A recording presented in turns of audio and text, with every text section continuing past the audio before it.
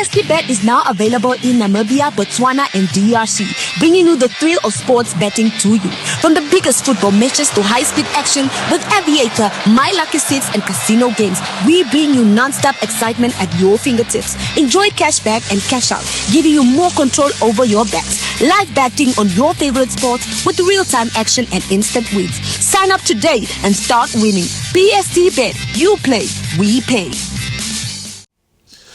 Good day and welcome to yet another edition of Game Time with Marco. It is a lovely day. I hope you're enjoying all the shows that we've had for you this year. And today is no different day. We have another big interview for you, bringing in a former Brave Warriors legend, not legend, but a former Brave Warriors goalkeeper, a legend in his own standing, eccentric goalkeeper, the man who brought a smile to the fans, always happy. Wherever you see him, you must know that somebody is going to laugh. And his name is none other than Denzyl Bruwer. Denzyl, thank you for joining us. This has been a long time coming. Yes, thank you very much, Marco. It's a pleasure being here. It's a privilege to be on your show. I've been watching the show and finally I'm here on the hot seat to see what's coming out of my mouth. No, I know a lot is going to come out of your mouth, and I can tell you as a viewer that brace yourselves, because this man, he never runs out of words. You know, I remember one day you were playing for, I think it was the Legends, and at the Ajax Cup. Yes. The whole trip to the stadium, everybody had sore ribs. We ended up losing the match because people were tired from his jokes and we were laughing all the way. Anyway, Denzyl, thank you for joining us. And we welcome you here at Game Time. Yes. You're one of the best goalkeepers that Namibia ever had. You're one of the person that inspires a lot of our young goalkeepers that are coming up now. When you speak to them, they will tell you that they look up to you, they look up to Ronnie Canalelo and so on and so forth. Take us through your life story. Who is Denzyl? Yeah, thank you very much. Indeed, a privilege, like I said, privilege to be here, an honor to hear that I inspire some of the younger goalkeepers, some of the young kids that are still up and coming. Yeah, Denzyl Bruwer, born in the dusty streets of Kommersdal, many years ago, born in 1976. In Kommersdal. So you're a young spring chicken, eh? Hey, bro. Hey. You know, and born in a family of five, middle child, or no, second. I have an elder brother, then it's me, and then two sisters, and then my younger brother, who also played as a goalkeeper for Civics, Melvin. Yeah, so... so we grew up as in a very ordinary family. My father is from South Africa, and they moved to the southern part of Namibia. Met my mother in Mariental, and then they moved to Windhoek. So then we came about. Started my school career at Gamams Primary School until back then it was Standard 4, so it's grade 6, and moved to Kommersdal Primary. From there, David Besaidnout. So I was always a goalkeeper. I started off as a defender. I was tall, so I played as a defender. And like the story normally goes, the number one goalkeeper didn't pitch. And then I was asked to stand in, and the rest is history. I remain in goals. So I like the fact that it's nice being in goals, because it's there was that adrenaline that people can go, the opposition team can go through everyone, but they cannot, once they're not through you, it's not a goal. So I like that part of it, and I like the fact that goalkeepers had their own way of kick. Guys are, back in the day there was no a training of goalkeepers, it was just shooting. So when the team at school level, our teachers also, they didn't have the know-how. They just brought the kids together, and we played and we kicked and we shoot. And I fell in love with goalkeeping. And from there on, I just remained in goals. When I arrived at David Besaidnout, obviously, but all in all, Marco, I also partook in all different sports schools.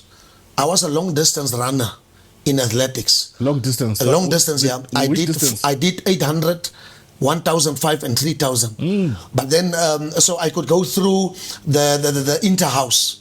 I reached the inter-schools. And when we come to the regional, that's now where you meet the Moses Masdops of this world.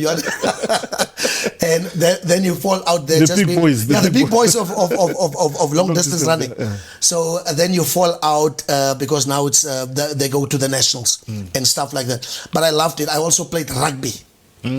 I played until grade 12, standard 10. I was part of the David Besaidnout's first team rugby as a fly half. Oh, the fly half. Yes. Wow. No wonder my son is playing fly half nowadays. So people are always wondering where's the rugby coming from. Yeah. I also played rugby because we were exposed, we were given the opportunity to play different sports codes. I ended up as the Sportsman of the Year in 1994 at David Besaidnout. Okay. Yeah, so sometimes we will go to the coast and run marathons. Part of the school's team, we had Mr. Jafta. I think he was part of NAST. I think he was a lector or something at NAST after he went, because he was a teacher at David Besaidnout. So he would recruit some of the best long distance runners and mobilize us, train us. And then he was a runner himself.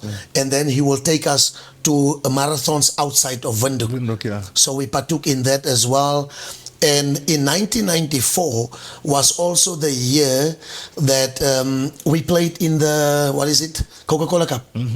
Oh, David Besaidnout, we had a very strong team. Who was there in the team? Sean Willemse, Jerry Zimmer,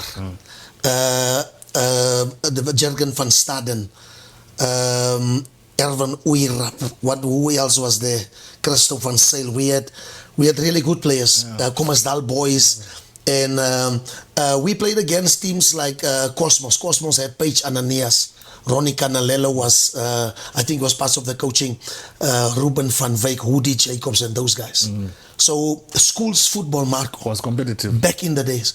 It was not just another two schools playing against other, when schools like David Besaidnout Lockhorns with Yala Duplessis or with Cosmos. My brother, it was a massive game. Crowd, the whole school, it was packed to capacity. Parents? Would the parents attend those Not meetings? really. Yeah. Our parents didn't really Take sports that serious. came to our games. And for me, for instance, my parents, even until I went to play to play for the national team, they never really came and watched us live. Maybe because matches was on TV. But like the kind of support that young footballers and young athletes are getting today from their parents, they must really appreciate that. Because we didn't have that. But like your parents standing on the touchlines, coming out to the academy games, coming out to games and support them and stuff like that. We didn't have that. I don't know whether our parents didn't know that they could come or not. So but let me hold your mouth. Yes. Now, how were you inspired if the parents were not coming to watch you? What inspired you guys My to brother, perform? I was driven. By I can what? yes. I was driven myself. I can only talk about myself. Yeah. I was driven by the fact that I knew one thing, and there was one dream that I had, and that is to one day play for the country and become an international player, to make football my job. That was my driving force. That never mind what, that was the goal there, and I fought for that one. So that's what drove you to play for the national team from a very and early be an international age. player. That was my goal. That was my dream, to play for the national team one day. Because I was my idol as a goalkeeper. The guy that I looked up to was Reyes Norkia of Young Ones. So that's why from David Besaidnout, so Young Ones used to train at David Besaidnout's soccer field. Yeah. So after our school team trains, the under 19 or under 17, I will stay behind and I will train with Young Ones as a young boy. That during those years was Kosi Springbok, Reyes Norkia, Dolphy Campbell, the Willemse brothers, Wolfie Henker, may their souls rest in peace, those that's not there anymore. So then I became intrigued and I started to love Young Ones so much. I was a young boy. I spoke to Dolphy Campbell yesterday.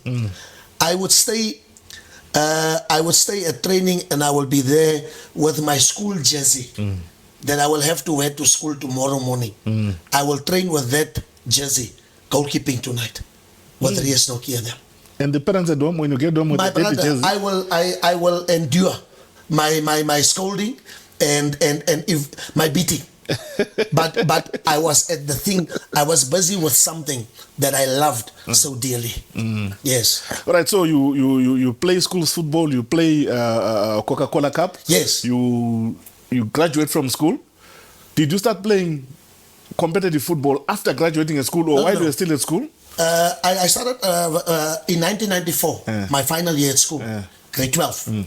I was part of the young ones team. Yeah. Yes. So even at our matric farewell, I couldn't even stay long because immediately after the dinner that we had, I was picked up by the team because the next day we had a cup final, and I had to be part of the cup final on the bench. Yeah. But I was part and parcel of young ones. So they were afraid if they leave you there might be some drinking, and tomorrow. But I wasn't in.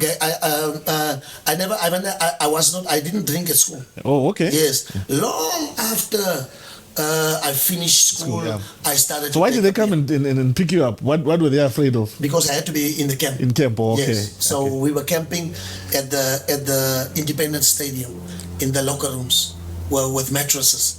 So we were camping. So I went to camping and stuff like that. So you camped at the stadium, not Yes. at the hotel or a school? Or... teams didn't have money back then, Marco. Yeah. Was it part of Money was it African traditional juju or? No. Why would you camp at the stadium? It was maybe the only accommodation that they could have before the final. And your opponents also came there? No. It was just young Maybe ones. they arranged it. Yeah. So even in my final year at school, I was invited, or the school, or the national team invited, or first the region, which was our central region, before we became Commerce. They had to organize a under-19 national team to travel to Germany and to Finland. So they invited 5 of our school. I was not part of the 5, but yet I still told me that I will go to these trials. So I went when the late Mr. Eric Muñoz, may his soul rest in peace, asked me, which school are you? I said, I'm from Young Ones. So I wasn't invited to the trials for the under-19. So I came there and I was just sitting amongst the goalkeepers. And when he asked me, I said, I'm from Young Ones. So I took part in the trials. Imagine, from the 5 that were sent by the school, I was the only one making the team. And I wasn't sent by the school. So now I'm part of the national team. Selected. That was when I met Congo the first time. Congo came from Congo Injo came from Okahanya, and he was also part of the under-19 national team. Team was selected, and so came the players. And then we traveled to Germany and Finland. Normally, we had that tour for 1 month, 2 weeks preparation in Germany, training camp. Our first time to fly out of the country. We are in Europe, summertime, and then we went to the Helsinki Cup. Yeah. In Finland. Yeah. So we played there, and what a great experience. Any players that you remember, international players that you remember from that tournament? Delron Barkley. Yes, Delron Barkley was playing for Schalke 04. He's a South African. Yeah, you know him. Yeah, I know Delron. Yeah, he was a Bafana player, and Delron Barkley was part of that team. I think team. he's a coach now in America. Or yes. So he was part of the team, because what happens is you play against a Westphalia team. Yeah. So Westphalia is like a region. So the region of Dortmund, Schalke, and that region. So the best players of that region, they select them, and then you play against them. Yeah. We'll talk about the Westphalia experience and how it helped improve a lot of Namibian players, because we see now we don't play them, and you can see even the development of our juniors is not there. Now you are with Young Ones. You're a second choice goalkeeper. Did it bother you that you're second choice, or it didn't really matter at all? No, my star was still playing. He was the first choice goalkeeper, Ries Nokia. So I looked up to him. All I knew is that I have to fight, and one day I'll get my chance. So then Ries Nokia, when he saw that now Denzel is ready, he just hanged up his boots. I believe he thought by himself, and that's also what he said, that now he knows the team will be in safe hands. Literally. Yes. So then he retired. He could have still played, but he retired, and then I took over as the first choice goalkeeper of Young Ones. We had a good stint. A couple of years down the line, then I think in '96 or so, 96, 97, Harold van Lutisho took over Young Ones, recruited a massive team, the likes of Paige Ananias, Dr. Fredericks, Flores Diergaard, Obas Mokwena, Hoko Kasibu, recruited a very strong team. A team that competed for the league. We ended up second in the league that year. We came second in the NFA Cup that year as well. And it was a good one because you know what he did? He recruited a lot of players like the NCS, and those guys are doing the army teams, Mighty Gunners. They recruit people, they give them a job. Yeah, so that was also how we started. So he recruited us, and back then it was good to have a job because you get a salary, you have all these benefits, and you have the normal 8 to 5, but obviously you have to be released earlier to go for training and stuff like that. Yeah. So now you play for Young Ones, you have this good team. What was the next step? Civics. In the beginning of 98, there was this other guy from my neighborhood, Macam, goalkeeper of Civics. You know, Macam and Rex English. They were the two goalkeepers of Civics. And then I think Rex passed on. And then Mac was there and he wanted to retire. Oh, okay. So then obviously Young Ones and Civics used to travel together. Play together, home games at the same stadium. And now he knows that I'm from his neighborhood. So they courted me, man. They wanted me to come to Civics. And normally Civics was my neighborhood together with Bethlehem. We were Civics area. You know, Bethlehem and Spokesdorp. That area was predominantly by Civics people, supporters and players. So eventually they managed to convince me, and I moved on to Civics. 98, the best year of my career. So Civics, we were the team. Nobody could beat us. We were really unbeatable, unstoppable. Civics. That year also, which players were playing in that Civics? Amos Yuka, Kayo Munyaza, Donny Isaac, Hola Isaacs, Flores Diergaard, Ricardo Manetti was still, or Ricardo was outside at Santos. Yeah, we had a very strong team, man. Just like that, I'm telling you. Yeah. So now you play with Civics, your best year, and during the year at Civics, Marco, just to come the end of the season, was also in 97. I got my first call up for the national team in 96 for the senior national team. So in 97, who called you up? The coach? Coach Rustin Mohane. Yes. So he called me up for that match that Namibia lost, played against Egypt in Egypt. That 7-1. It was on the 8th. That match was on the 8th of November, because I can remember it well because it was on Congo's birthday. So we lost 7-1 in Cairo National Stadium. But I didn't make the squad to travel because it was my first call up. I was part of the training camp, and then I was dropped because I was still very young. And so every other year I would get a call up. My international debut for the Brave Warriors came in 97 against Zimbabwe. We lost 5-2. In Harare. I think that's the first time Ricardo also captained the team. So Jomo Keise, Costa's brother. You know, there was these newspaper articles that we have this Namibian player that is scoring goals like nobody's business in New Zealand. Then he was called. So that was his game. Our coach, Professor Ngubane. Yes. So we traveled. Yaskado was the coach. Akadaga was the captain. So we lost 5-2. And when we came back, the supporters, they wanted to kill you. They wanted to kill me. Apparently it's because of me and what. And, you know, because I conceded 5 goals. You know the mentality of football people, followers. Goals that's being scored, they don't look at how the goal came about. They build up to the goal. Yes, they don't look at that. They just look at the goalkeeper was there. Why did they scored by the goalkeeper? So it was because of me that the country lost. But you faced a very formidable Zimbabwe side that day. The Benjani Peter was also playing. It was a strong team. It was a quarter match. Yes, that Sunday morning, I was at the front page of the Herald, the newspaper there. That penalty that Benjani scored. Yes, I was sleeping here. And the penalty is there.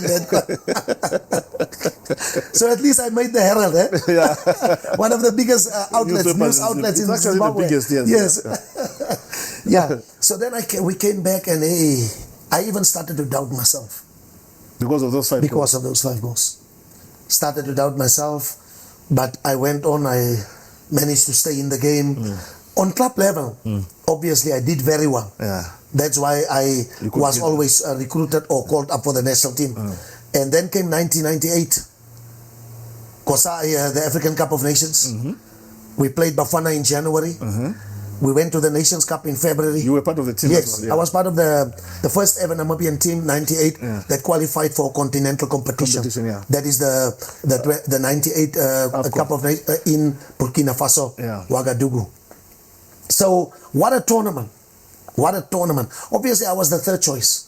There was, with goalkeepers, there's a pecking order. Yeah. So first choice was Ronnie, second choice was Daxan Jamba from Tigers. And those guys it was my brother to compete against those guys. It was tough. Just to be part of the goalkeeping department with those guys there, it was already a big achievement.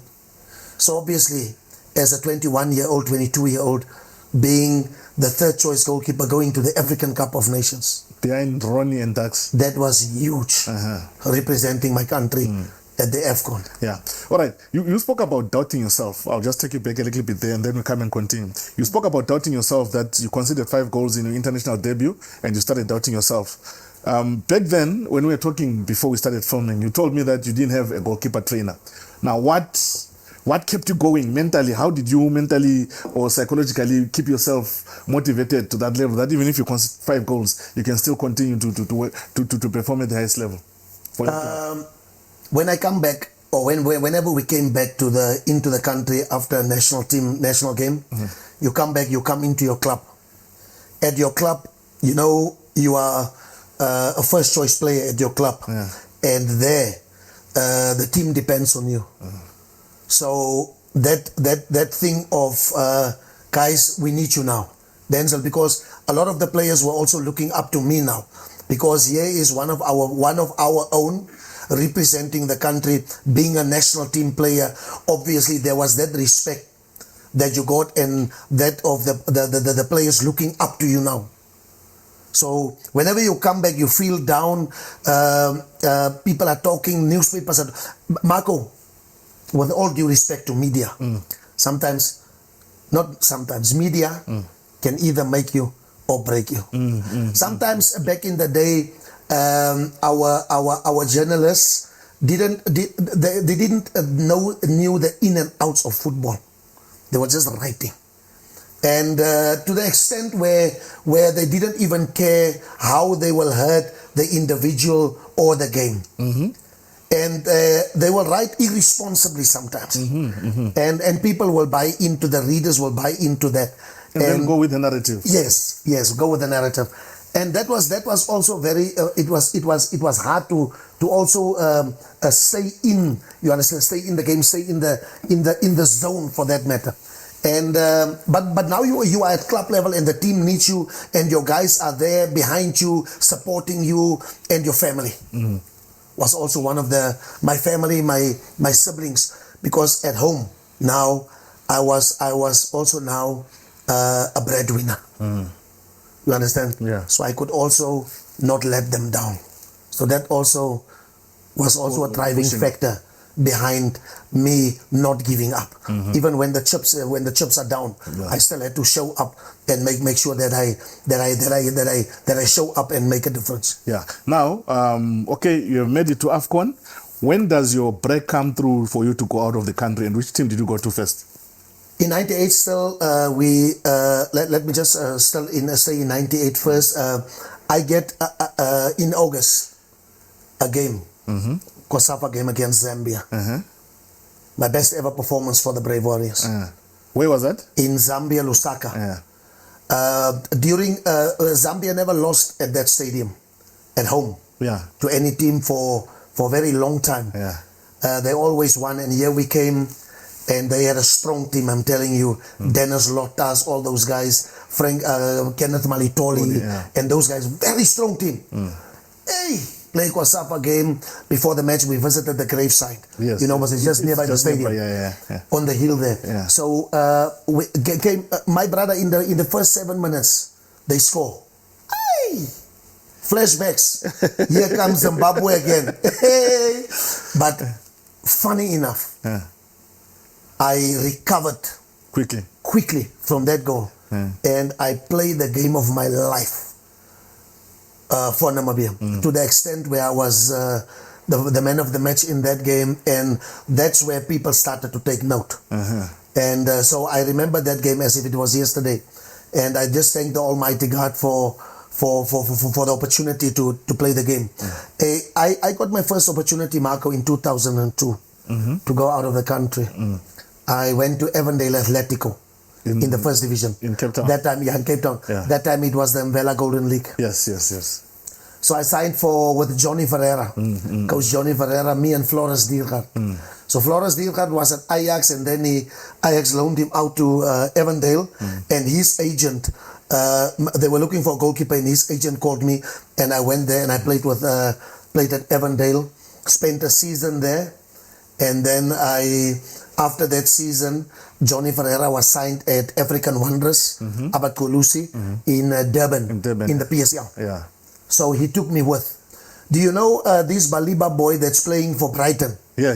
His father, Eugene Baliba from Cameroon, was a striker with me at Avondale. Oh, okay. So when Johnny Ferreira took the coaching job at African Wanderers, he took the both of us with. Okay. So me and Eugene Baliba, we went with Johnny to African Wanderers, in the PSL. So that was my first time. That was 2002, 2003. So you were part of that African Wanderers team that was deadly going up front, but leaking goals at the back.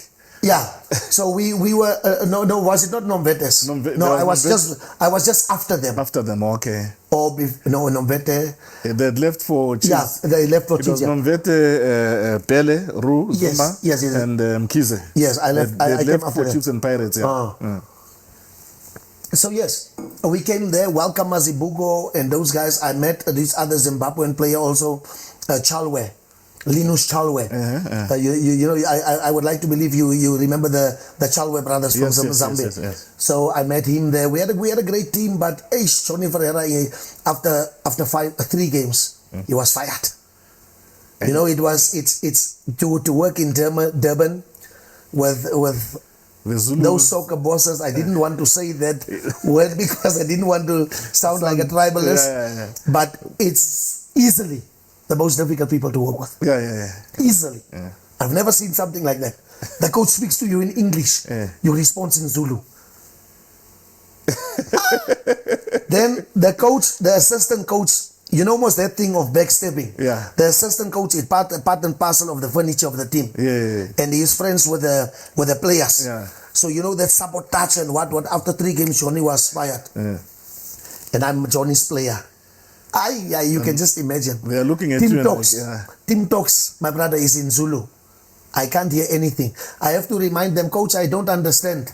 Oh, sorry, we forgot that you are here. And then they continue. So then I endured for a while. And then later I said, guys, I think it's better to just give me my clearance so I go back home. So I came back to Namibia. I stayed here in Namibia, and then I got an offer again in the first division again in Uppington. Myself and 2 other with Louisville Pirates. It was also Mvela Golden League. Which team was in Uppington? Louisville Pirates. Yes. What is this guy? The coach of Fadlu Davids was still at Vasco da Gama. So that was my first game for Avondale. Avondale versus Vasco in the Mvela Golden League. I still remember that at Vasco's home ground I saved a penalty that he kicked. So yes, I spent a season with Louisville Pirates with Dr. Kluter, one of the very good midfielders for Civics, and Donny Isaacs, Tom Isaacs' brother. We played for Louisville Pirates, and then after that season I came back to Namibia, and then I got that opportunity to go and play for Wits. Colin April. Colin April called me, give me a call. Wits is looking for a goalkeeper. I said, okay, you can send me. Went for trials. Bobby Solomons was the coach. Was this time when, what was the, the Robertson, that goalkeeper, the Cape Townian goalkeeper, Yeah, that was Roberts, there. yes, Roberts, yeah. Yeah, Roberts, Wayne Roberts. Wayne Roberts, yes. Yeah, so there was that trouble between the club and Wayne Roberts, because when I got there, Wayne Roberts was still running there, and then they let him go. So Bobby signed me. We were also in the first division. Me, Paulo Shipanga, and Richard Garrison. Yeah. So we won the first division that year. And got promoted? And got promoted to the PSL, back to the PSL. Yeah. Because it was, Wits was relegated, and then we got them back. So I have that, myself, Paulus and Richard, we have first division gold medals. So when we got promotion, you know Sugesh Singh? Yeah. So Sugesh Singh asked me if I want to, because Michael Babale was the first choice at Wits. Yes. Michael Babale, the Congolese goalkeeper. Yes. So, and then me, I was the second choice goalkeeper. And then there was Bay United looking for a goalkeeper.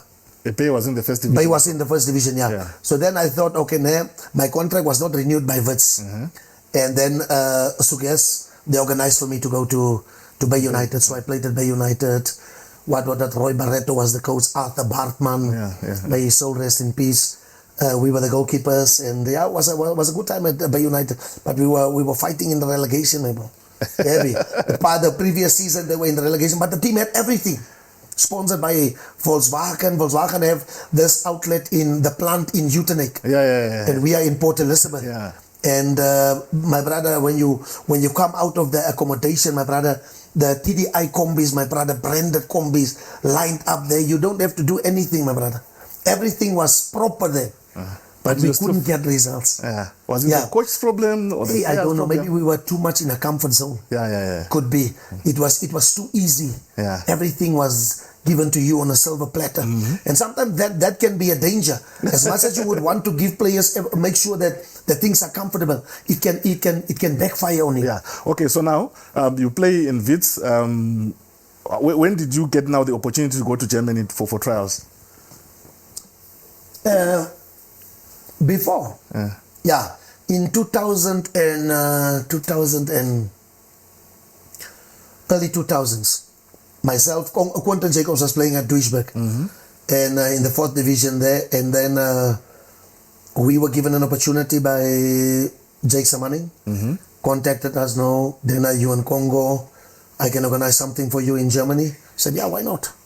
Went to Germany, and we had trials at Duisburg. We were supposed to have 2 week trials.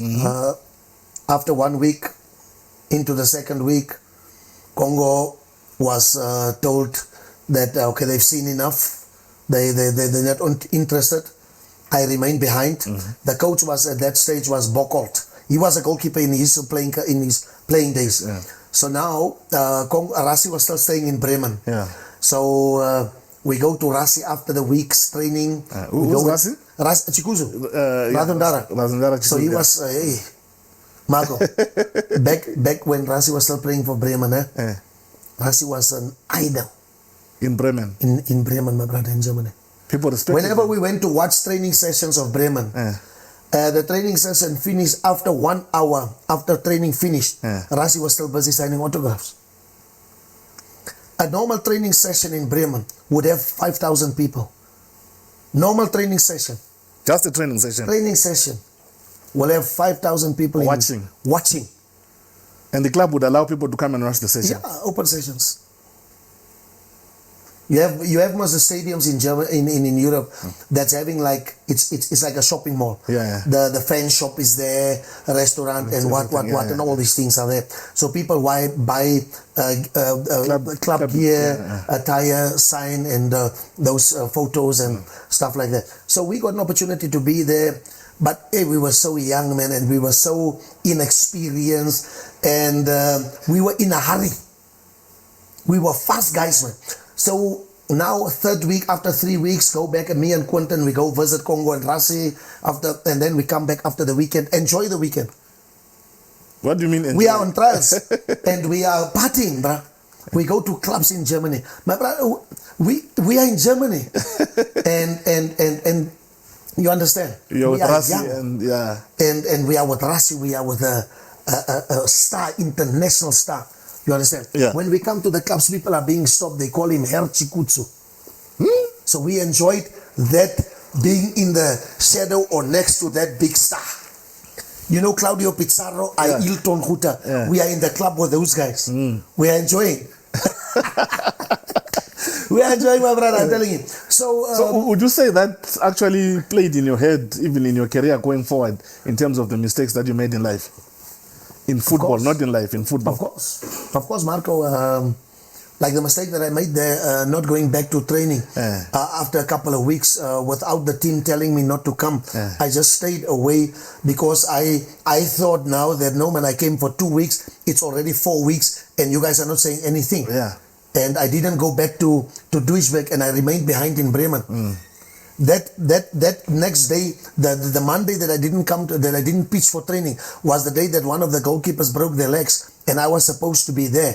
And goalkeepers moving up the pecking order, I could have filled in that slot that was open there. Jakes Amanning was angry with me for many years, my brother. Because that goalkeeper coach is now, because the fact that they didn't say, Denzel, you can stop training, was a good indication without me realizing it.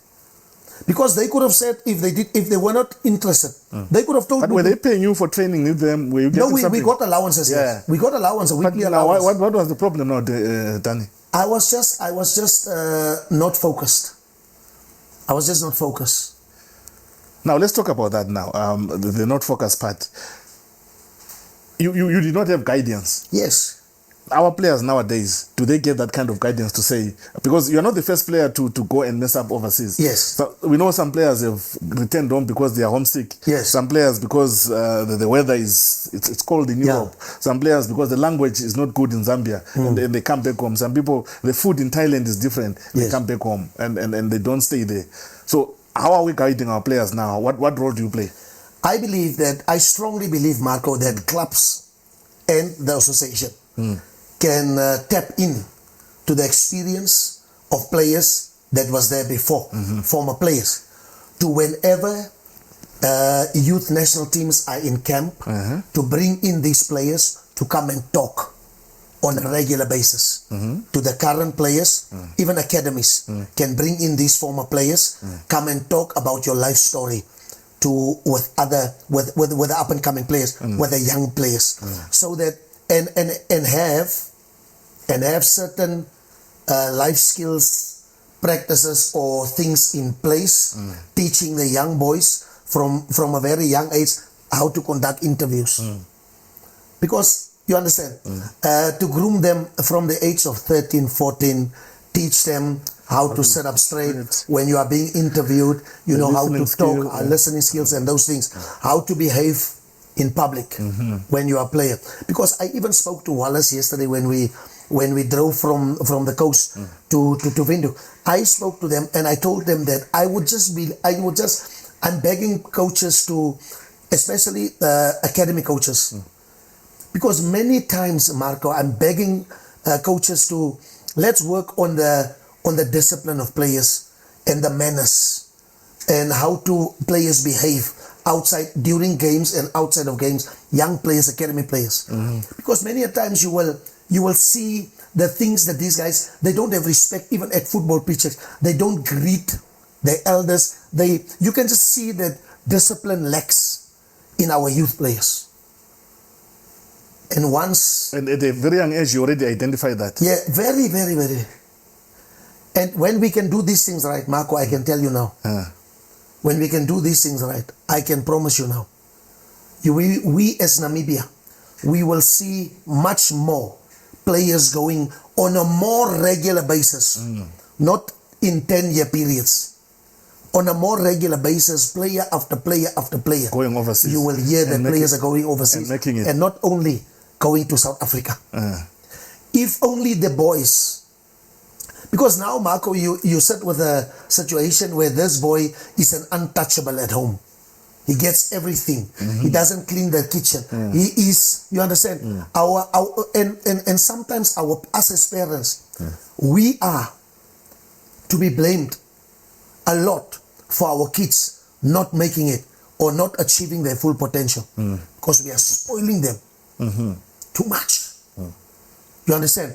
And we think that our boys or our players or our kids are the best, and we are the ones being their number one fans, and yeah, my boy should be there and there. My friend, if you can only realize the damage you are doing to your child, that you are doing. So let me to get your this straight. child. Let me get this straight from you. I see you're getting very passionate about Yes. this, and your face is becoming pink, which is very good. I like it. So you are saying that football should not only be left to the coaches. We must engage the parents Oh, of yes. these players and guide them, because Yes. the spoiling starts at home. It goes to the coaches in the field, and then it gets into the players' head. At the end of the day, they fail. Is that what you're saying? Yes. All right. 100%. So, with that said, now you are in Germany. You have messed up. You missed training. A player breaks his hand, and you are not there. Yes. What happens next? I come back to South Africa. I come back to Namibia first. Myself and Congo, we come back after 3 months. So we fulfill the visa. We got a visa for 3 months. So we stayed for the whole 3 months. Enjoying. Imagine, footballers want to make football a career, and this is what we are doing. Choices. Okay. We come back, and Okay. Now, when you are staying there with Russell, he goes to training. What are you guys doing? we are drinking. My brother, we are enjoying, and we are going to the shops. The guy is maintaining us.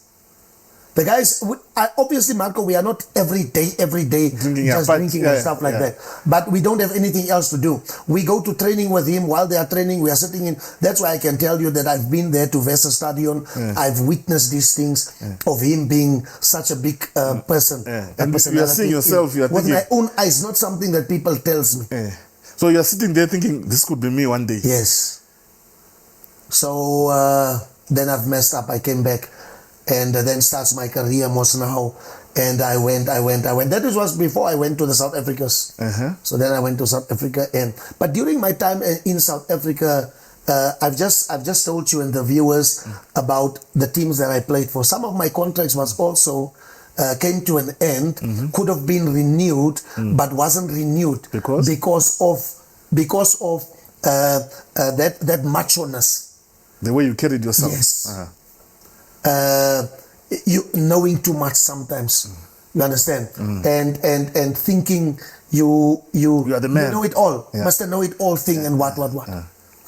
So those are some of the mistakes that you make in your career. Yes. Yeah. If I think that if I could have been a little bit more reserved and humble, and maybe one step back, and humble obviously, one step backwards and look at things from another angle, I also believe that there could have been, in my career, I could have gone a little bit further even. You're not blaming anyone? No, myself only. I got a lot of opportunities. You messed it up myself. Yeah. The biggest one. From Wits to Bay United, back to Namibia, retire. Out of the blue, Colin April calls me. I'm retired for 1 year. I'm just playing Sunday soccer. Colin April calls me.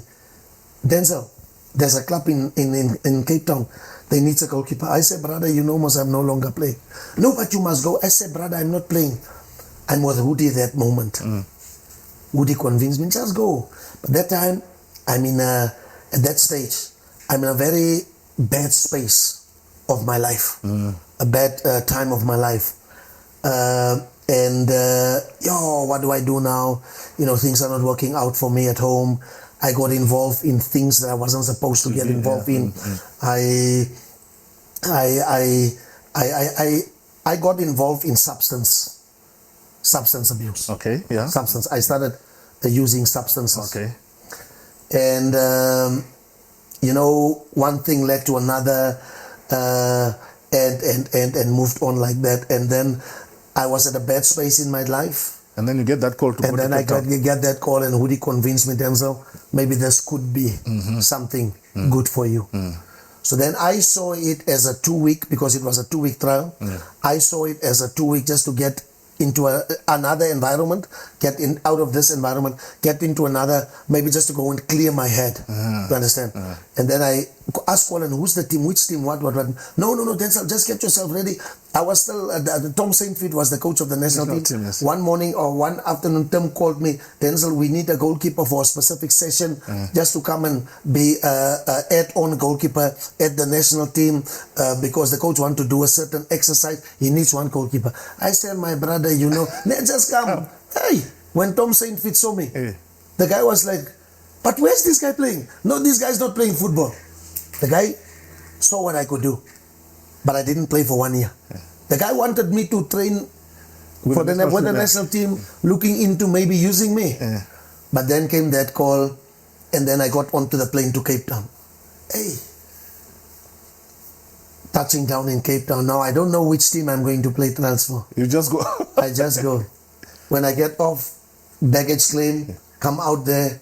There's a guy with an Ajax tracksuit with my name on a board. Ajax Cape Town. I'm Ajax Cape Town. I'm like, Colin, really, how could you humiliate me like this? Ajax Cape Town with a youth philosophy. Here I come, I'm 31. I'm on the wrong side of 30. I'm with a belly almost like this now. And here I come, I'm like, yo. But I'm already there. So let me see. Maputi Kenyeza booked me into a guest house, picked me up the next morning. I arrived at Ikamva, the facility of Ajax Cape Town. Marco went into the canteen, cafeteria, ate. Coach Craig Rossley called me into his office. My brother, but that facility, European standard. Meeting with the coach, called the kid manager, Mr. Albert, may his soul rest in peace. Took me down, issued me with clothing, my brother. From soccer boots to gloves to tracksuits to training kit. Arrived in the dressing room, my brother, to Lani Serrero, Clayton Daniels, Samir Doughty, Maputi Kenyeza, Hans Fonk. Hey, bro.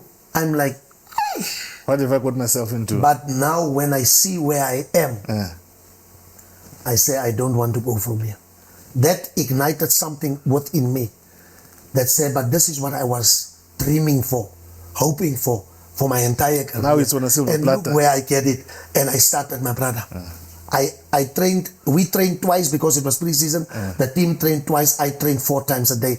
Every morning before we come to training, I run in Cape Town. I don't know Cape Town, but I run there on the street, getting myself in shape. After 3 weeks, grueling 3 weeks, my brother. Even Maputi Kenyeza, he took me to the beach because we just clicked. So then he said, even after training sometimes, we train shooting him because now I'm also sharpening him. And then I'm also, it helps me as well. So we train sometimes, then we go to the beach, we dive in the beach and he's running in the beach. After 3 weeks, last training session was on a Friday. The coach said, okay, the team is finished. And then he called the strikers this side with me in the goals, 50 balls. Hit, different angles. And then afterwards he said, no, it's okay. When you're done eating, come to my office. After 3 weeks, Denzel, we've decided that we want to sign you. I cried there in front of the coach. I cried. Why? Of happiness. Because I never thought I will make it. And yeah, I made it. They offered me a 3-year contract. Nice salary. Nice signing on fee. Asked me is there any team that we must talk to? I didn't have a team. I said, yes, Cervix, must talk to Cervix. Because I see now already, Cervix can get something. From this year, And they called Colin, started to put things into, and then I signed for Ajax. One of the best. Civics also got something from one of the best contracts, obviously. I mean, Ajax Cape Town. What an opportunity that I got there, Marco. And nice contract. 6 months down the line. Now, the wrong things, the habits that I left in Namibia, I took them across the Orange River. So then when I'm comfortably now settled in, I started to go out now again. Cape Town, nightlife, Long Street, Money is there, what. And I got involved in What you left drugs from- again. Yeah. Let's call a spade a spade. Because I'm of the opinion, Marco, that, you see, as I'm talking here, Yeah. it's not about me. It's about the young boy and the young girl out there watching this, not to make the same mistake. I'm risking a lot I understand. speaking about this And- openly like that, because companies are using me to be an MC at the events, and I don't know whether they will. And if they, it's okay. For me, the important thing, God has spared me for a moment like this, where I can talk openly and say to young kids out there, boys and girls, that I have made a mistake getting myself involved in drugs. And that led me to lose a lot In life. in life. Okay. I lost that contract. Or you want to answer? No, you look. One night at the Athlone Stadium, Ajax Cape Town versus Free State Stars. WADA officials after the game. 2 WADA officials. Whoa! Number 27.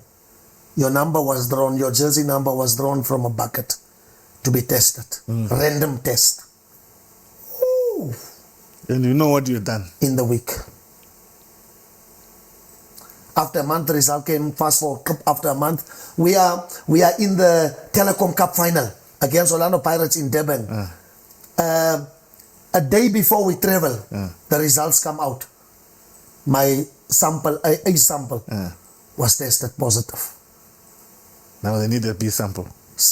I am now in the position to request the B sample. Say no. It's a mistake. Yeah. Because they take 2 bottles, Yeah. A and B. Yeah. So you can ask them now and say, "No, man, there's a mistake. Please test the B." Yeah. I knew. But you knew, yeah. Yeah, I said no, it's fine. I was suspended immediately, and then the contract came to an end. Or I had to appear before the what. I was suspended from the club. I lost that contract. Was easily the best contract In your life. in my life. It could have as a set you up soccer player. for. Could have set me up for great things. So I lost it out there. The choices that I've made there got me into big trouble. So much so that I was kicked out of the game that I so dearly loved. Came back to Namibia. Obviously, it was all newspapers, front page and what, so I had to go into hiding. Yeah, and stuff like that. So it went like that. People now, you understand. But then I get a lot of opportunity. Now I don't play football anymore mostly. So I retired in 2010 when I came back now. So then eventually I got involved into coaching. Started being recruited into coaching by Hoodie Jacobs. Yeah. So, now you have lost this contract, you are back home. You took me out of my zone now. But thank you for that. Now, you are talking about giving the next person an opportunity to learn from your mistake, and you are risking a lot about it. And I understand where you're coming from. But then let's look at it now from outside. Yes. You have been there. You know the signs and symptoms. The clubs know what you can do. The National Association knows what you can do. Are they using you effectively, according to you? No. Would you want to be used effectively? Of course. We had a breakfast. We just had breakfast before I came to you now. On the table. You can call it a round table discussion, myself, Paulo Shipanga, Wallace Dose, and George Zuma. Because we are now getting ready for our trip to Botswana, Botswana for the Clash of the Legends 3. So, and we spoke about what we can bring to the game. You know, I'm a goalkeeper coach. I have qualifications for goalkeeper coach. But I'm not being used also because of people are not sure whether they can trust you, use me, whether they can trust me, because there are still maybe rumors going on. What they never called me in. Asked me, Denzel, how are you doing? How's things? Can we? What? No. But also, maybe I'm also to be blamed because during this time, Marco, and to the listeners out there, during this time of substance abuse, it's a up and down up and down. Sometimes I was okay for 6 months, and then I fall back, and I'm on a good space now. But this thing of recovering from substance abuse is not something that happens overnight. It is one day at a time. Because as we are sitting here, we don't know what tomorrow holds. Yeah. It is just trying, Denzel, to get through the day without falling back. Next day, pray to God, please help me through this day, and so on and so on. But you don't know how other people are looking at you. But I'm fine with it. Okay. Some things that I don't have control over, I'm fine with it. But I want to avail myself more often to academies, to young, to schools. That is actually, Marco, the where I'm going into now. You understand? Because I strongly believe that that's my assignment on this earth. Yeah. Let's talk about your now post-football. You were assistant coach, I think, at the Young African a couple of years back when you guys won the Deb Marine Cup, not the Deb Marine Premiership. It was the FA Cup in Kobabis. Against Mighty Gunners. Against Mighty Gunners. What a time I had in I have so much respect, first of all, for Mali Garidemo. What a guy. Mali is one of those soccer bosses. Locally, it's a friend of mine. How I got there was also Mali trying to help me, getting me out of the hustle and bustle of, you understand? Big lights, Yes. So getting me into Kobabas, and I had a great time in Kobabas. It was good being part of Young African, and we had a nice group of coaches with me, myself, Mali, Stephen Baisa, and what is it? Hartman Toromba. And it was a good time because now we even challenged, like you said, for the title. We won it eventually. And coaching. So I obviously I always saw myself as a goalkeeper coach more, but because of my experience that I've gained throughout my career, because of the coaches that I played under, the Smithley Engelbrechts, Ted Dimitrus, Rustin Mogane, Peter Ubejans, Woody Jacobs, all those guys, even in South Africa, you understand, Professor Nkubane, all those philosophies. You understand, now you have them all here. But you can't share them. You have it, and it means you have a wealth of experience. And it was a great opportunity for me to be given the opportunity, because sometimes I come in with a goalkeeping, from a goalkeeping aspect, but the coaches knows, like Mali knew that I can offer much more than just being a goalkeeper coach. Yeah. So after Young African, I also had a stint with Woody at which club was it? Orlando Pirates or something? Yes. And under 20 women's national team, I went with Coach Jackie Gertzer, Jackie Shipanga. We went to Congo, DRC Congo, to play in a World Cup qualifier with a woman. So I had a chance at the national teams as well. And then most recent was when I was with Hoodie in Botswana. Botswana with Matebele. Yes. Yeah. So you went to Matebele with Hoodie, and ever since we started talking, you have been saying Woody. Yes. We'll talk about the Woody influence in your life. So you go to Botswana, obviously also is extracting you from this situation here to take you to a different environment, get some fresh air, meet new people. How was the standard of football in Botswana? Very professionally organized. People are taking football, they love football a lot, they take football very serious.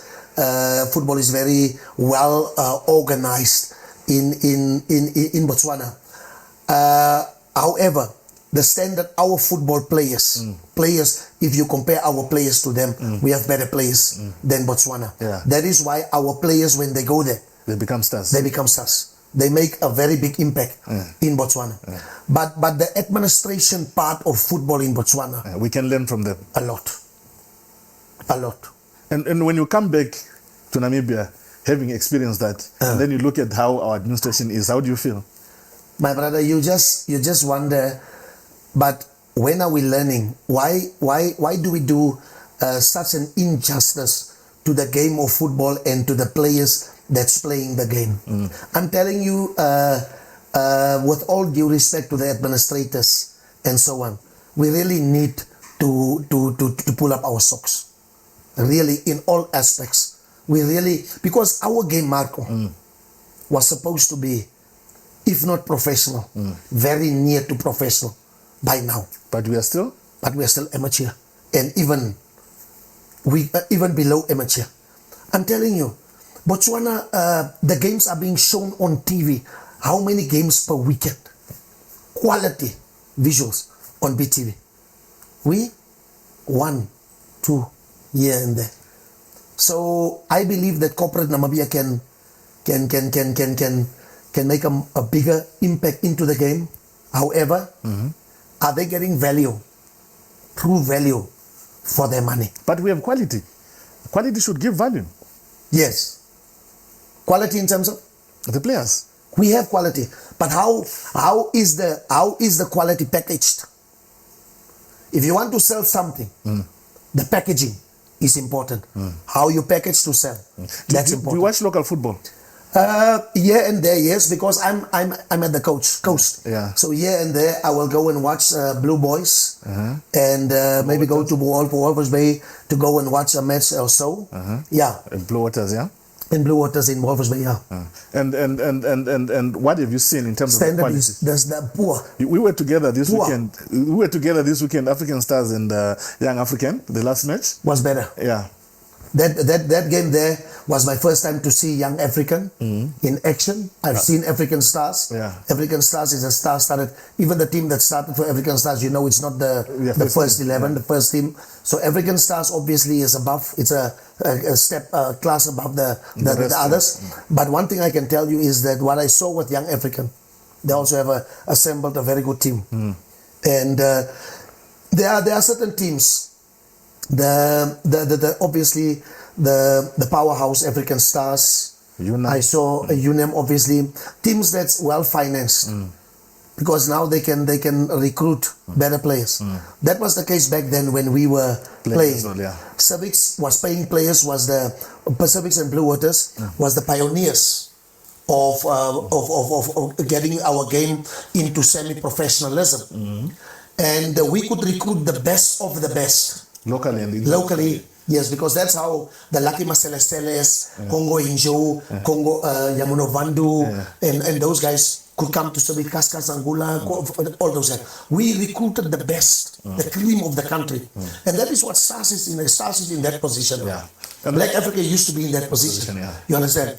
And once you have money, you can get the best players. But if you don't have money, You spoke about your son playing rugby. Yes. And a couple of years back, there was an unfortunate incident about your son as well. And I'm sorry to bring it up, but if you don't want us to talk about it, we can skip it. It touched me because I had spoken to the other boy who played Denzo. Yeah, I had spoken to Denzo a few weeks ago before that incident happened.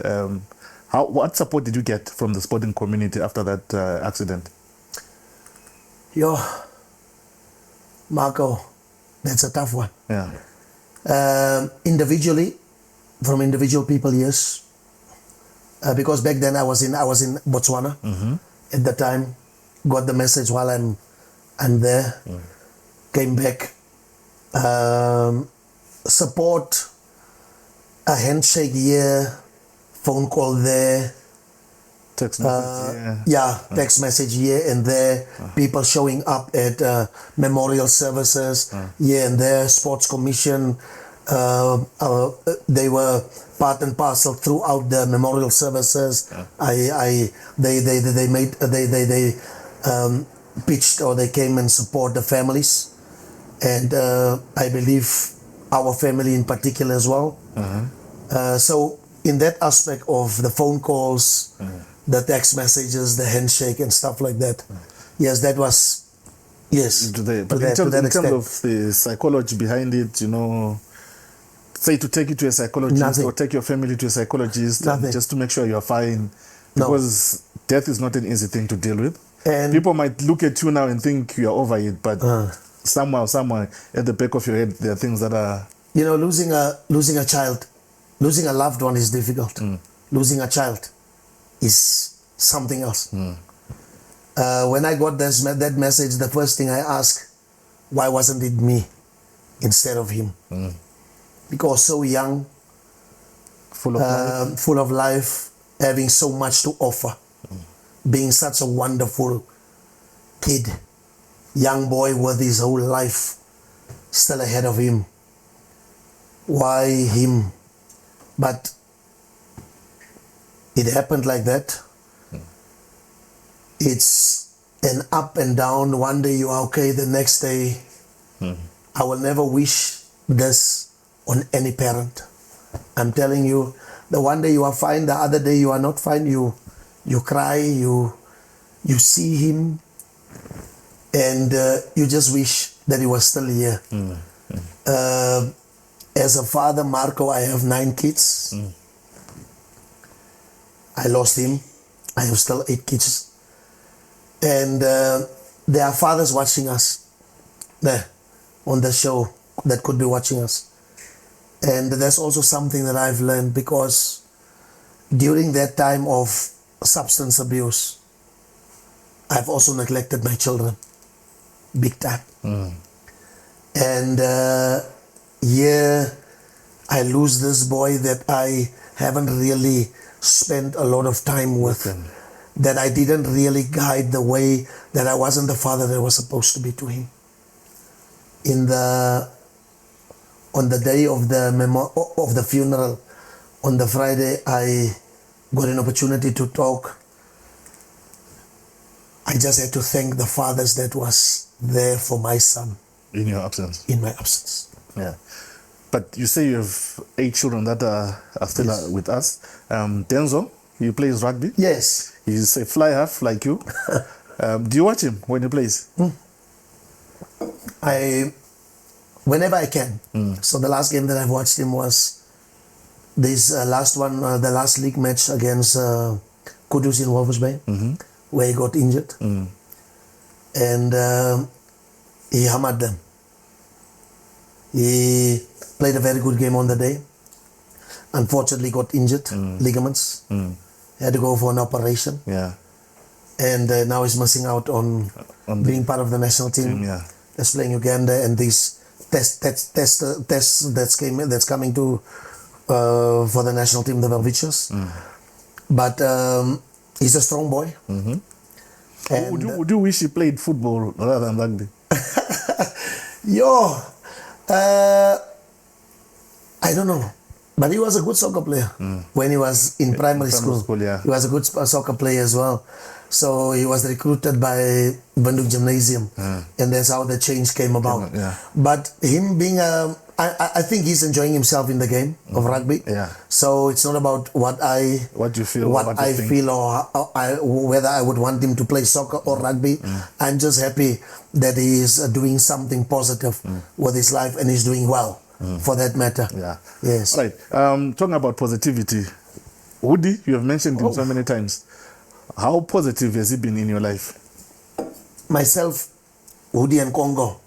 Woody's birthday is the 2nd of November. I'm 5 of November. Congo is 8 of November. A heavy trio. I will never be able to stop thanking that man for the impact, Woody Jacobs, for the impact that he's made in my life. The positive influence that he's been on my life. The fact that he never gave up on me when so many people gave up on me. Woody was always the one, as also some other people, was always the guy that said, Denzel, I can never judge you. I can only be there because I know, that's what he say, his words is, I know that if the tables were changed, you would do the same. You would do the same. And I respect him for that. Woody, like you've rightfully mentioned, Woody gave me an opportunity when nobody was willing to. Woody sometimes risked his own positions to help not only me, but so many footballers and people in his life. And I have a lot of respect for him wherever if he's watching this one, my brother, I respect you a lot. And I know there are a lot of good things that's still coming his way. Okay. With all this that you have mentioned now, talk about our football, man. What can we do to make it our football to make it a product that you say can be sold to corporate world? If I had to give, if the president of the FA and the league administrators and the club administrators had to give you an audience, maybe just for 2 minutes, what would you tell them? I will just ask them, let's cut out and leave the personal things, personal vendettas, and focus on the game. Don't play the player, play the ball. Because most of the time, things are becoming too personal. You are not bringing who because you don't like him. You are not bringing who because you don't like him. Bring the right people, Marco. It's important to surround yourself with the right people in order to get the right results. Are you still involved in football? So yeah, oh yes. I'm a goalkeeper coach for Celtic. There's currently campaigning in the Erongo second division. We are currently leading the log, going into the final weekend. That is this coming weekend where we play our final 2 matches. And I'm happy to be there. I'm in the capacity as a goalkeeper coach and also advisor, helping with, just sharing my knowledge with the coaches that's there. Are you enjoying that? Oh, a lot. I'm enjoying it a lot because it's young boys. There's a couple of young boys, and these guys are really willing to learn from the coaching stuff. And we have Sebastian Lawrence, a former player that I coached at Celtic that now took over the club, that revived the football club. Celtic from Swakopmund revived the football club and wanting to, because they're from Tamariske predominantly. The club is from Tamariske and Swakopmund. And now his idea or his dream is to revive and create something that the people from Swakopmund and especially the residents of Tamariske can be proud of. And I also, that in itself is really, because just to stand up and use your own finances to pump into a project, it's not something you can take lightly. You can take lightly. You could have used it for your own benefit, for your people, for your family and stuff, but here you decide to invest into the community of a certain town or people, and that is we need more people like that. But the thing is, they cannot do it alone. It's difficult. Football makes you bankrupt as an individual. There's proof. Bushula, Helmut Charnovsky, Blue Waters, Hendrik, Davids. These people, they pumped in a lot of money and got nothing out of it. Because the game is not commercialized. We need this game, this beautiful game of football, to get into that level where we. But you know what is the most important problem that we have, Marco, is how is the statutes of the association on how we bring the leadership into place. The 14 regional chairmen must come and vote. Those guys, they must now carry the burden, or they must now make a decision for the entire region. Imagine Erongo regions. There are 2 candidates. Candidate A, candidate B. And you have the regional chairperson of Erongo. I'm from the Erongo region. You have him and all other regional chairpersons to come and vote here. He carries the vote of so many football clubs, of so many young boys and girls. But just because he doesn't like or see eye to eye with the other person, with candidate A, he can be given the instruction by the region to go and vote for candidate A. But because he doesn't see eye to eye with candidate A, he votes candidate B. And that's it. That's it. That's the problem. How to vote the regional, either the leadership into power, the pool must be opened up so that each football club can vote, can have a vote. As long as they have a good standing with the FA. As long as you have a good standing with the FA, you must have a vote of who the leadership should be. That is what I think. And so many a times, even if we go to the last election, one vote made the difference. One vote made the difference. There could have been a whole new leadership. I am not saying anything about the current leadership.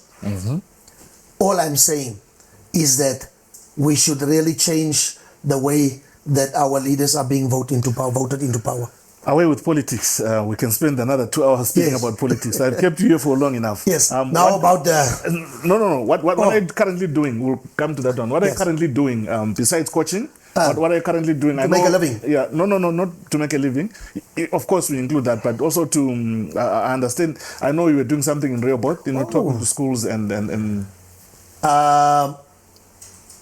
I went to the during this difficult time of getting my life getting my life back on track. I teamed up, or I went to a healing house in Rehoboth, the Rejuvenation Youth Program, and I spent the time there. They call it the healing house. I spent 3 months there in a program that helped me to get my life on track.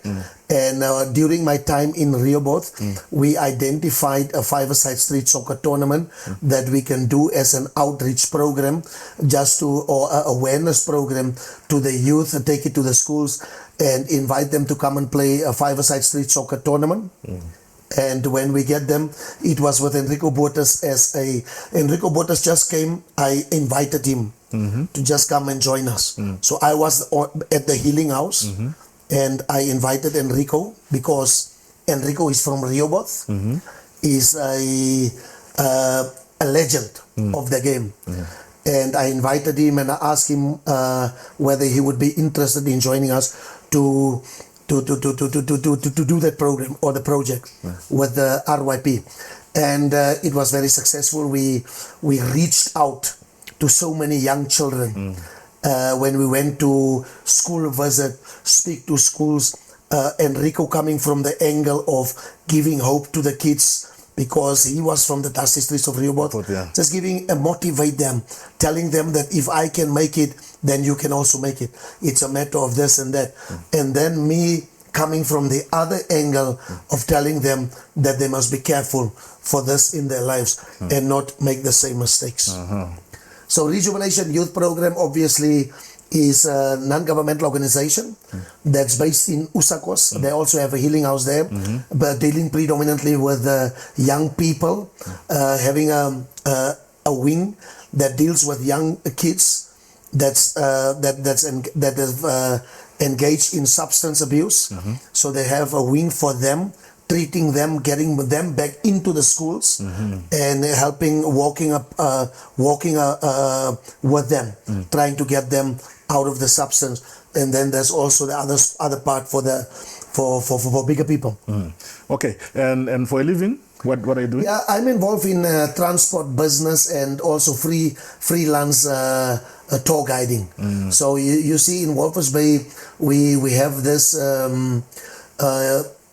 Passenger liners coming in on a regular basis with so many tourists. So they are docking at the Walvis Bay Harbour, coming into the country for a day or two, and then we are there to take them around and show them, especially the Rongo region. The Rongo region, yes. Okay. So this season was a very good season, tourism-wise, a very good season. It's coming to an end now. There's another big vessel coming in on the 28th of this month, then the season is over. Yeah. Yes. And then you're wearing a nice tracksuit. Thank you very much, brother. It fits the colors of our sponsors at the back here, and your sponsors there. What's going on? Yeah, so there was an invitation for a Clash of the Legends organized in Botswana by private people in Botswana. And they thought of it wisely to have 4 teams this time around. This time around to have 4 teams, and they invited Namibia to be part and parcel of the Clash of the Legends 3 that will be taking place in Francistown this coming weekend. So this is our tracksuit. Our tracksuit Clash of the Legends for this specific engagement. We are traveling later today, and to go to Francistown, it's Botswana, Namibia, Bafana, South Africa, yeah? and Zimbabwe. So we are excited. We met up yesterday with the boys, and we are looking forward to this one. I'm telling the guys that, Marco, for me, the football part is maybe the pinnacle, yeah. But for me, the fact that we, after so many years, we can just come together and just be in this group, you understand, and just talk to each other again. And we are fortunate that that we are still around, and that we have this opportunity to just share this this tour with each other. Just imagine the stories, the laughs, and all these things. I can so we are imagine very the one excited. from you. So they're already saying that we don't need any boom boxes and stuff like that, because we have enough people that can keep us busy for the duration of the tour. So we are excited to be part of the Clash of the Legends 3 that's taking place 21st of this month, Saturday, in Francistown, and it's just something that we don't take lightly, because we are going to represent Namibia. Will we see them here like we used to see the global team? Will we see the Clash of Legends coming to Namibia? I think it's upon us, the Legends of Namibia, to organize events such as this one. All right. Okay. Finally, we are closing. Yes. We're going to play a game. It's not a game per se. I want us to. You're going to give me 2 teams. Yes. One of the team is all the players that you played with. Okay. But don't include yourself. You can select anybody else, not yourself. All the players that you played with, club level, in international, and even in social. If there's a player that you played with in social football that you think deserves to be in your team, you would have him. Maybe he can die for you on the pitch. You can include them. The next one is your all-time Namibian team. You spoke about having seen all these players. So we start with the one that you played with. That I played with? Yes. You select 11 and the coach. Okay. And the coach that coached you during that particular period. Okay. So with the coach, let's start with the coach. Who would you select as your coach? Somebody that coached you in your life. All these coaches that have coached you, the person that made the most impact. Woody Jacobs. Woody Jacobs will be my coach there. Okay. All right. Goalkeeper? Goalkeeper. Don't include yourself. No. Goalkeeper. Someone that I looked up to. I will play Ronnie there. And right back? Right back, I will play 4-3-3. Yeah. We play 4-3. Let's make it 4-4-2. 4-4-2. Okay. Yeah, I want 2 strikers up there. Yeah. So on right back,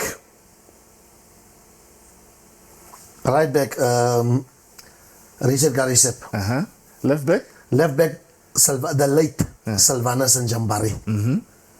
The 2 central defenders, Tiger Huahusep, Bimbo Chero.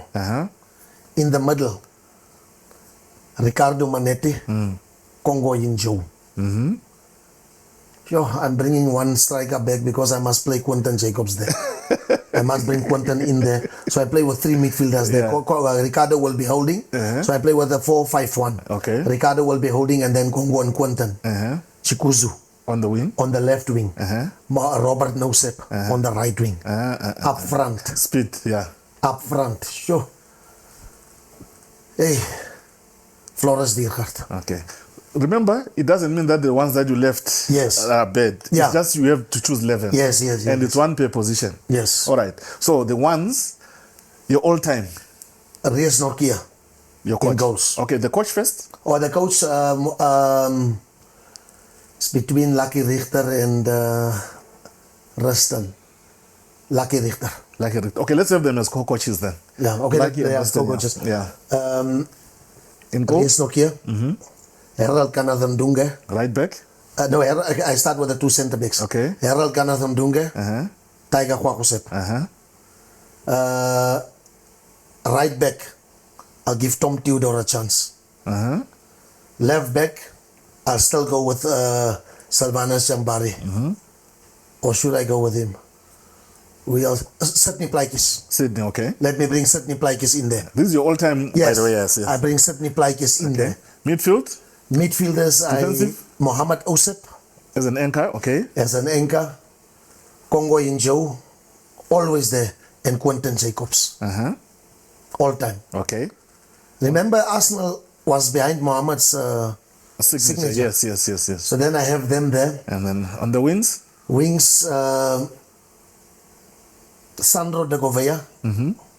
On the right? Robert Nosep. Up front? Up front. That one. Ewald, the terrible Oisep. Ewald. You know Ewald? Yeah. Oh. Yeah, that's my 11. That's your 11. Yes. You think that team can qualify us for the AFCON? Oh, easy. You know, I can make the Ewald / Safile. Shivute. Yeah. Yes. I can take Ewald out, I can put Shivute there. Jersey number 18. Aye. That man had power, my brother. Robert, against Angola, have you watched Robert Nosep? Yes. Against Angola in that AFCON. AFCON, yeah. Sure. But there are so many players, Marco, that can easily make the team. There are hundreds of players. Yeah, but that's what I'm saying. Some of the current players, even like the Virgil Fries, I can also bring him there to maybe be there, or you understand, because Virgil was a very good goalkeeper. So that's what I'm saying. It doesn't mean that they don't. Yeah, they don't. They're not good enough for the team. I just put you on the spot. Yes. Just to see if you can remember the players at the top of your head. If I had a little more time, or you tell me that Denzel, when you come here, please bring this 11 and your all-time 11. I could bring maybe easily different teams. Yeah. But it's just now, it came upon me and I had to come in. So if I go out there, I don't want players to call me and ask me, how come I'm not in your team? No, but the fans will call you out. But why did you leave this one? Why did you leave this one? Yeah. Anyway, word of the day for today. Never give up on your dreams. Make sure that you fight hard. Nothing will fall into your lap. Just like that, you'll have to go out there and work for it. Thank you. I've kept you a long time, my brother. Thank you very much, and good luck with your trip to Botswana. We appreciate you opening up to us, and we hope to have you again next time. And good luck with whatever project you are doing right now. Thank you. We hope to see you again soon. Thank you very That much. was Game Time with Marco, and a lot to discuss. We didn't even discuss half of what we had planned to discuss because of the time. He has to rush to the team, and they are traveling today. Thank you very much for joining us. We'll be back again next time with another story, with another legend, with another player who will be telling us their story. Bye-bye. PST Bet is now available in Namibia, Botswana, and DRC, bringing you the thrill of sports betting to you. From the biggest football matches to high-speed action with Aviator, My Lucky Six, and casino games, we bring you non-stop excitement at your fingertips. Enjoy cash back and cash out, giving you more control over your bets. Live betting on your favorite sports with real-time action and instant wins. Sign up today and start winning. PST Bet. You play, we pay.